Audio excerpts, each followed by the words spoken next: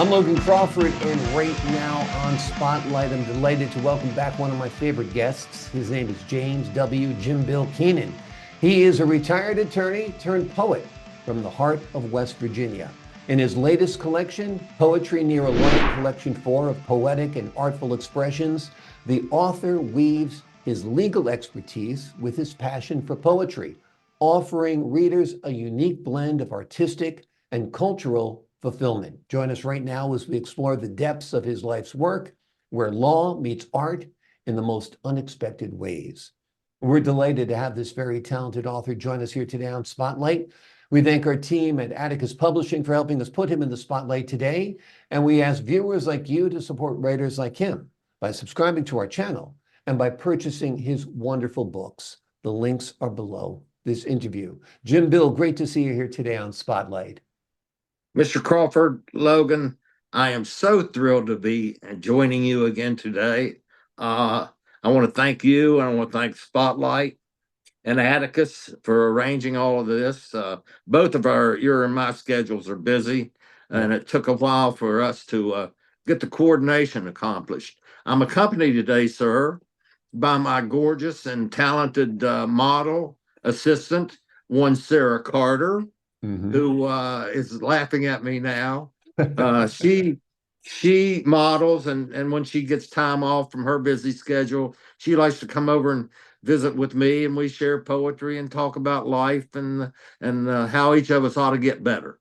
Right. Awesome. Well, I'm glad you're here. I'm glad you got Sarah there watching and being your cheer squad while you talk to us today. I think that's important. Let's talk about your book, Poetry Near a Lawyer Collection 4. This is one in the series, of course, and a lot of folks at home might be saying, what does a lawyer know about poetry? And I would say a lot, because a lawyer does a lot of writing, does a lot of speaking, and experiences more of life than most folks. What do you say, Jim Bill? You know, Mr. Crawford, Logan, part of the task and art of being an adjudicator, a litigator, is the ability to gain a command of the English language. And having an appreciation for the English language assists, enhances an attorney's pleadings, opening statements, closing arguments, addressing the court, addressing opposing attorneys. I pride myself on, I have two books always available to me when I'm writing poetry. One is a dictionary. Another is a thesaurus. And when you use words, you ought to know what they mean. So I have a dictionary. And when you say words, you ought to know what you're saying. So I have a thesaurus. I take pleasure in those, and I take pleasure in my self-discipline to rely upon them in creating my poetry.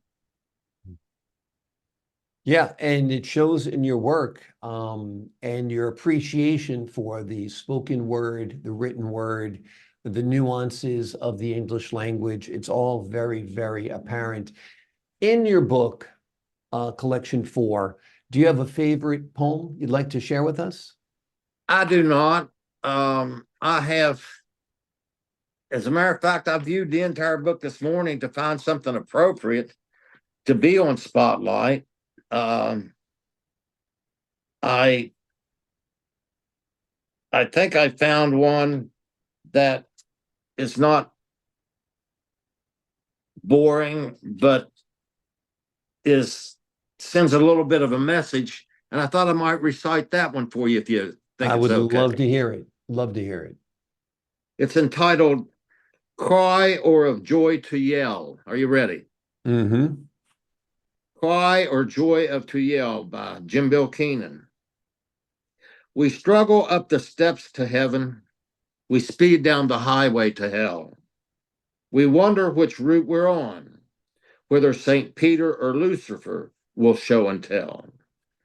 We think in life we're immortal, but none is more than an iota on this life's carousel. And at the end, it's the life we've lived that will decide whether we'll cry or of joy we will yell. Beautiful. Beautiful. Thank you. Yeah, I love it. Hopefully, St. Peter is there to greet me and not Lucifer. Yeah. But I think you're right. I think the road to goodness, the road to redemption, the road to salvation is sometimes a harder road or appears to be a harder road. And like you said, we sometimes speed down the highway to hell. I'm certainly sure that in your law career, you saw a lot of people in the fast lane get into someplace bad, right? I sure did. Yeah. Hey, listen, Yep. if you don't mind, I'd like to touch on something and offer another recitation. You know, in my first visit with you, Hmm. you asked about inspiration, and I explained to you that I don't explain my art, Hmm. and you welcomed that and had me recite one of my poems, and I explained to you where I got that inspiration. Well, a very old and dear friend of mine from high school, Beverly Oliver, contacted me recently, and she sent me a text, and she wanted to know where she said, I want to become a lawyer like you.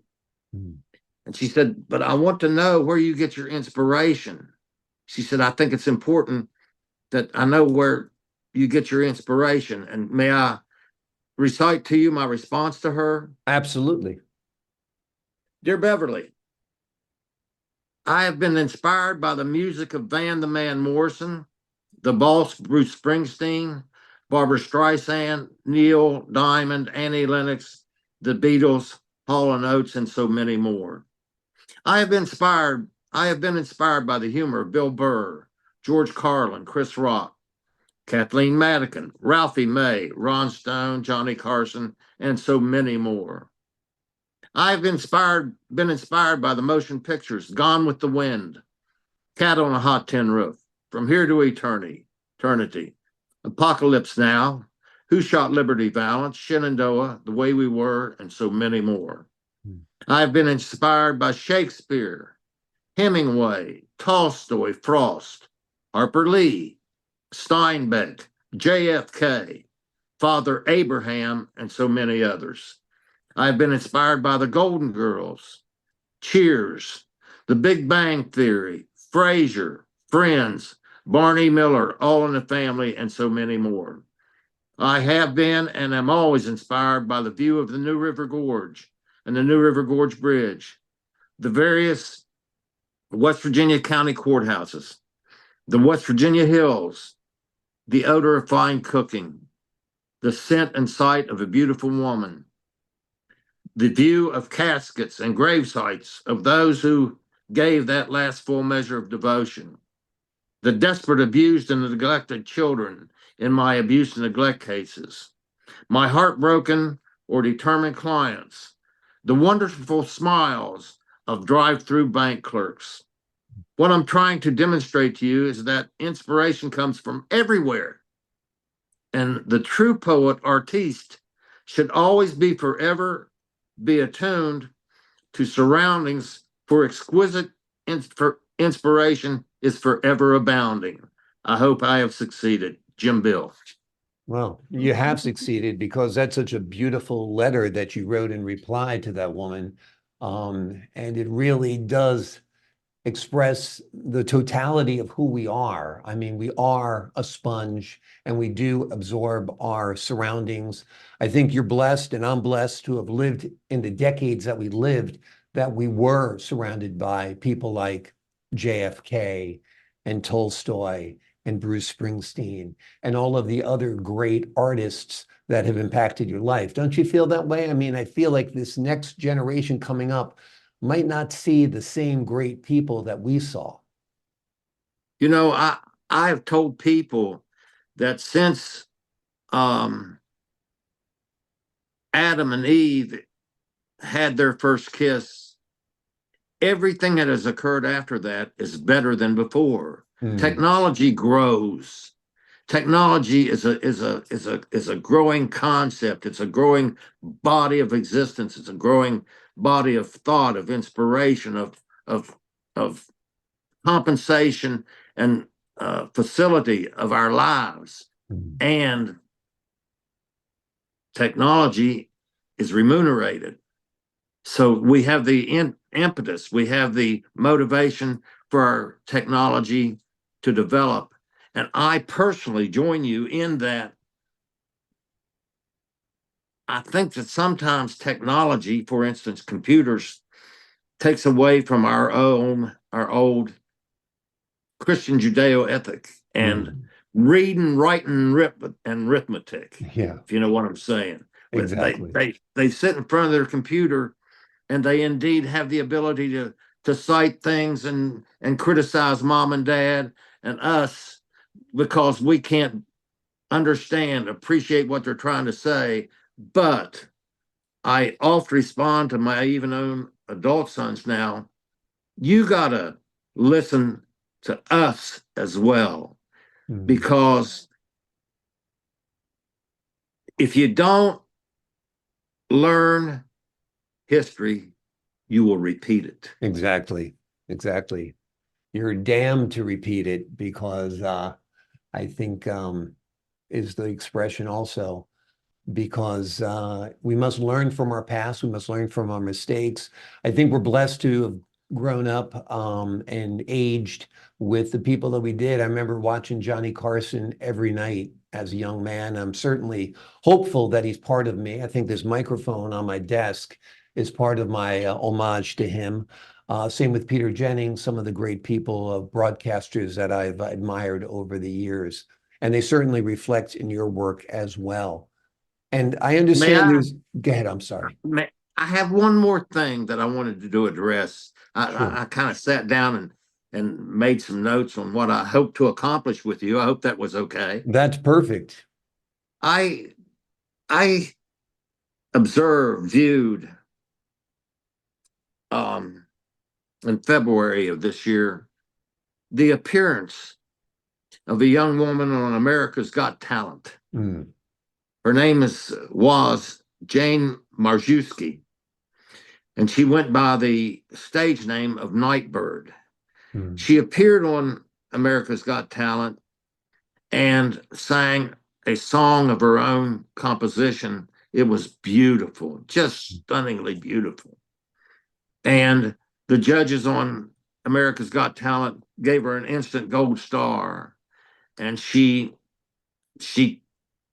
tumbled to her knees in appreciation.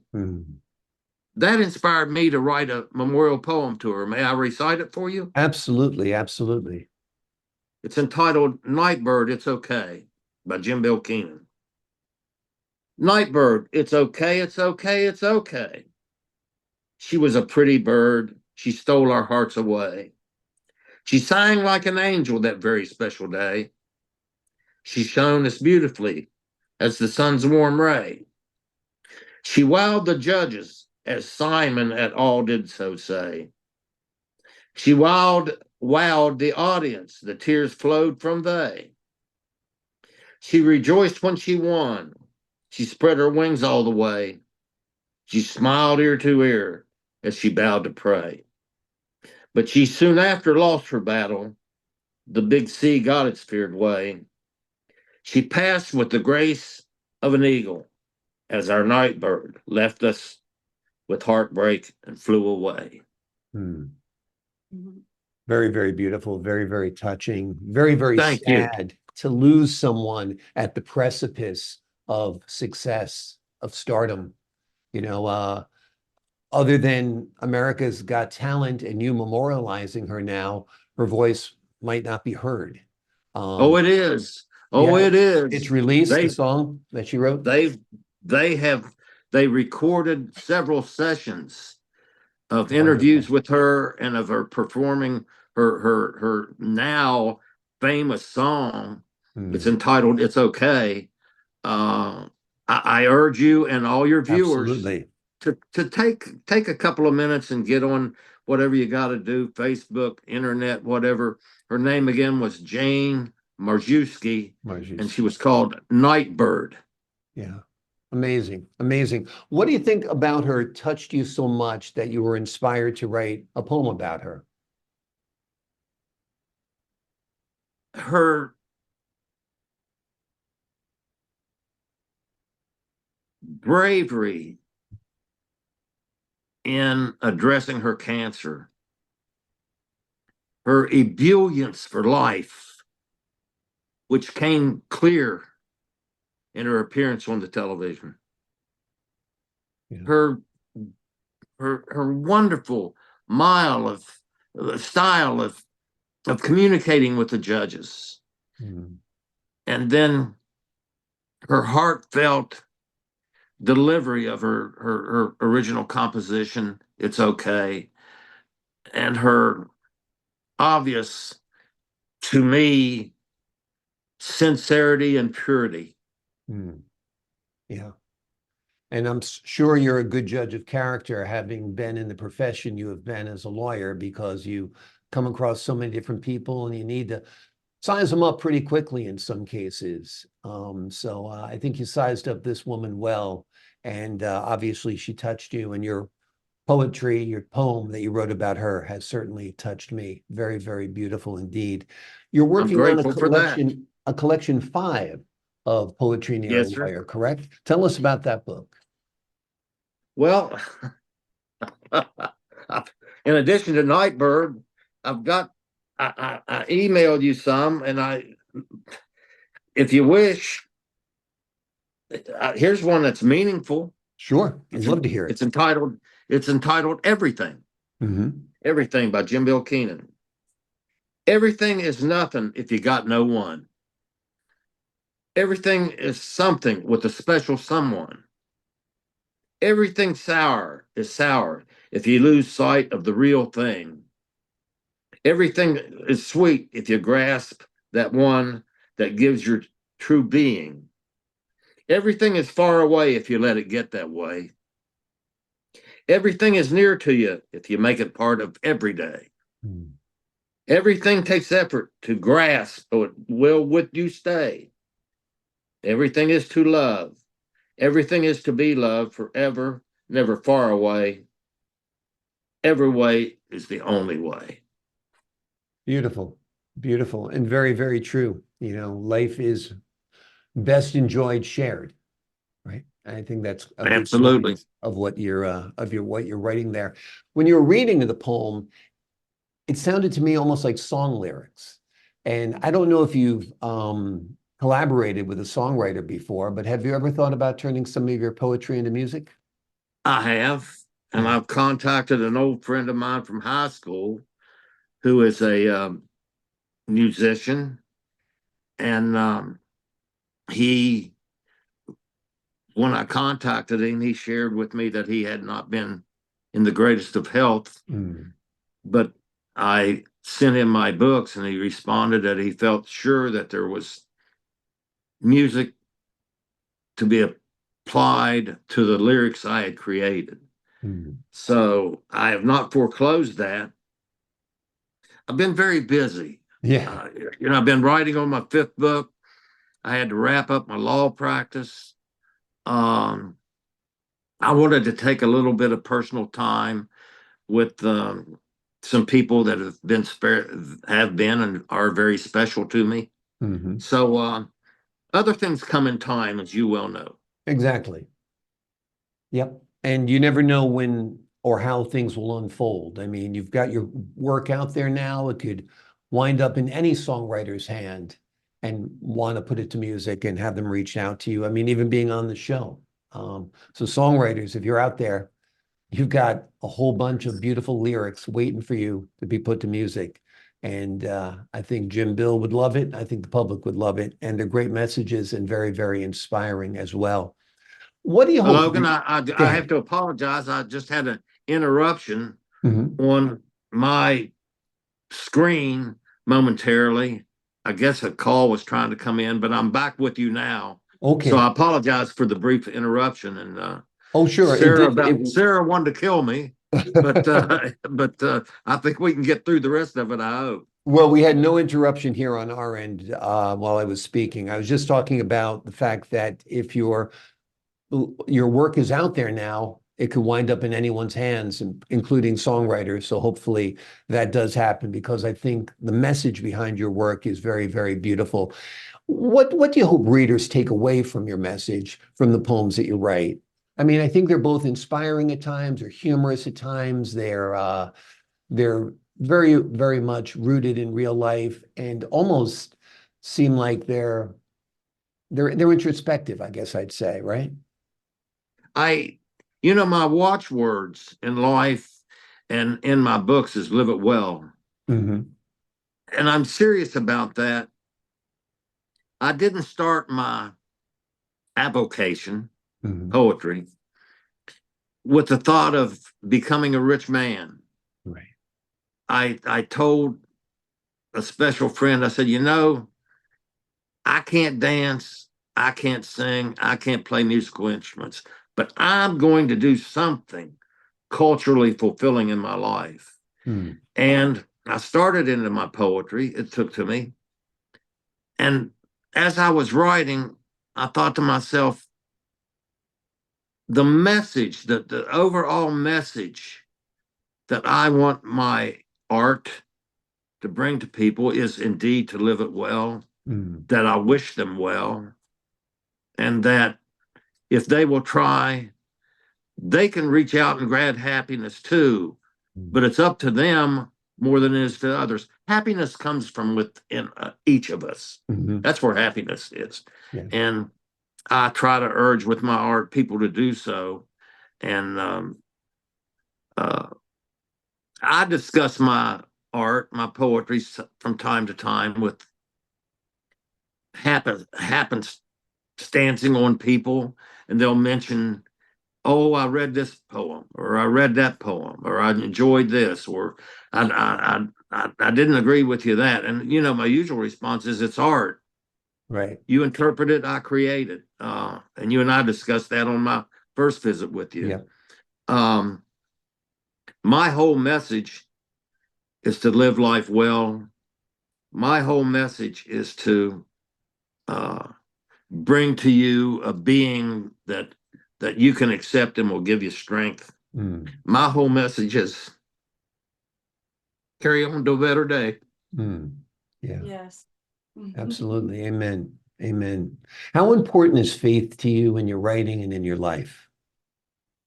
I was raised in a Christian ethic as a Orange Irish Protestant. Orange, Green Irish is Catholic, and Orange Mhm. Irish. I'm 100% Irish, and we, the Orange Irish, came here. Many of us came to Appalachia. Mhm. Um, it was common among the mountain people in Appalachia. It was common to the Irish um, people. It was common to my upbringing in the Christian Judeo ethic. You're not in this alone, and you can't be. Mhm. You can't be. There has to be something bigger than you for you to grab hold of, put faith in. I have that. Mm. I have that. Yeah. Well, it's a gift. And I was given it by my Irish parents as well. You were given it to you by your Irish parents as well. And when you talk about being Irish, the world's greatest writers, of course, are Irish. Oh, I think, absolutely. And may I interrupt you? sure. Van Morrison and Bruce Springsteen are both Irish. There you go. There you go. I think we laugh harder and we cry harder and we feel more deeply. I mean, I always inspired by writers, whether it's James Joyce or Brendan Behan or, you name it. They really give you a great perspective on life. And just, have you spent time in Ireland at all? I have not. That's in my bucket. Yeah, you got Um, to go there because you'll be among kindred spirits. They're the most lovely, eloquent, articulate people you'd ever want to meet who have as much respect for the spoken word and graciousness as you have, my friend. Yeah. I sometimes make reference to people of an ancient Irish proverb, Mhm. which is, it is in the shelter of each other that the people live. Mhm. Yeah.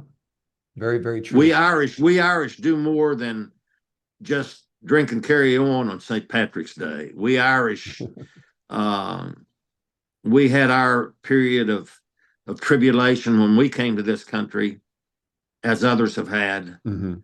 I like to think that we've been very fortunate in that coming here, it has brought us a better life. Mm. And my father, in his lifetime, told me from time to time, Jim Bill, we are good people,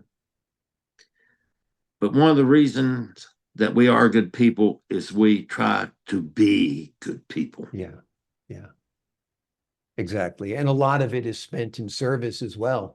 Cops, firefighters, attorneys like yourself.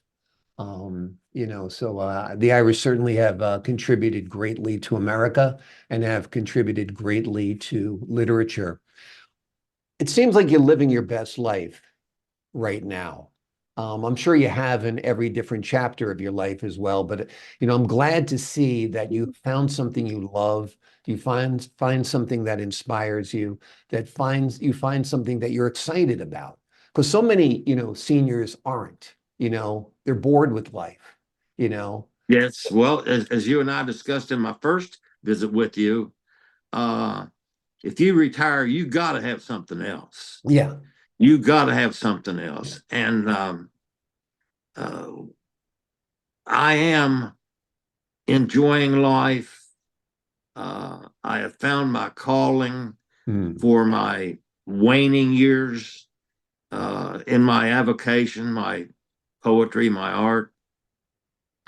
One of the things I laugh and tell people is retirement gives you time to take your time.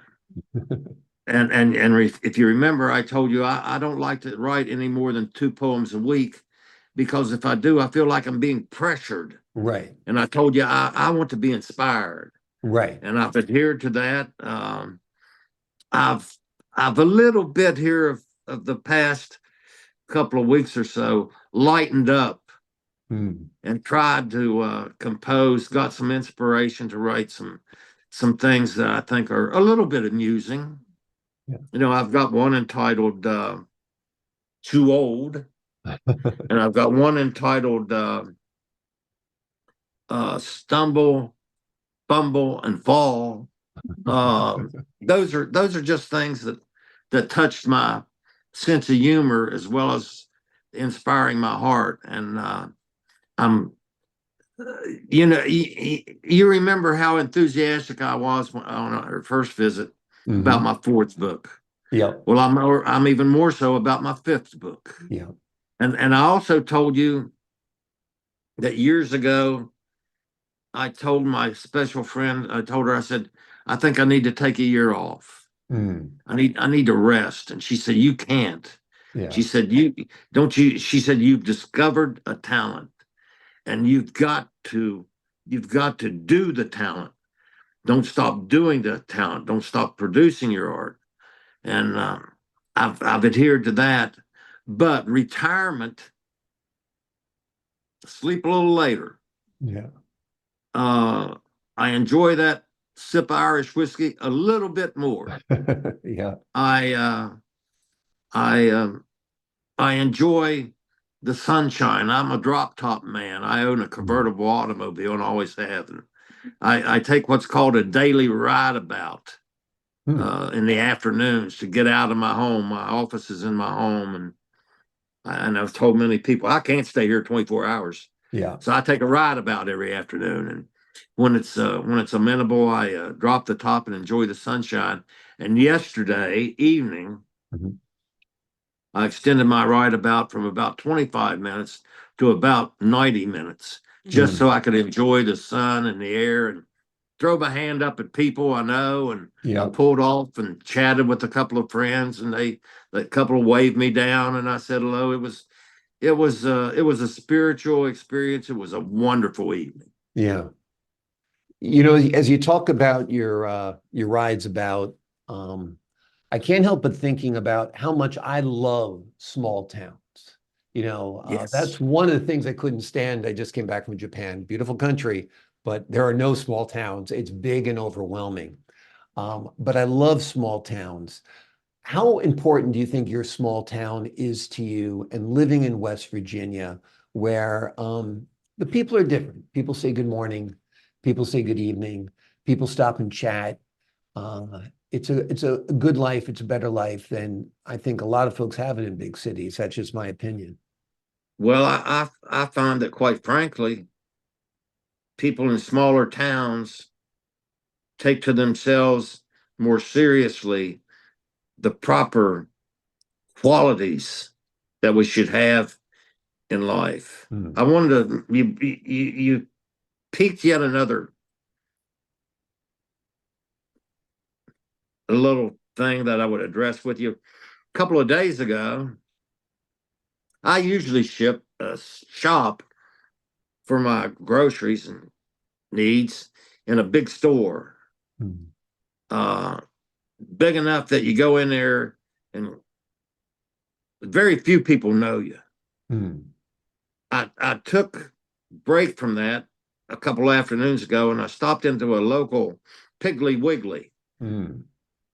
and I went in, and it was a proverbial ma and pa type atmosphere. I Yeah. went in, everyone in there said hello Yeah. to each other, and Exactly. I spoke with the owner, Steve Meadows. We had a nice chat, and I asked one of the customers, a married couple, elderly. I said, "Where's the bread?" Hmm. And the elderly gentleman said, "On the other side of the store." I said, "Thank you." He said, "Good luck finding it." I said, "Okay."